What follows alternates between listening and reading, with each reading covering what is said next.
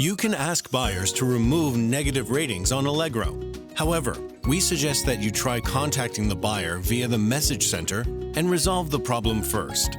You have 21 days to ask the buyer to remove the unwanted review. Go to allegro.pl and change the language settings to English. If you want to find out more about the language settings, please click on Learn More about Language Settings. Next, under the Sales tab, choose Ratings Received. Optionally, you can check filter the review type you are interested in, recommend or do not recommend.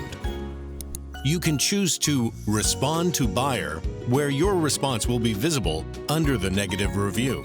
Try to resolve the issue with the buyer before using the Respond to Buyer option.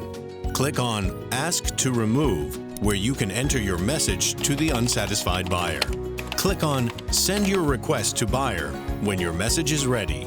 Remember that you can send the request only once. Visit Allegro Academy and find out how to boost your sales. Allegro Academy, your partner in business and online shopping.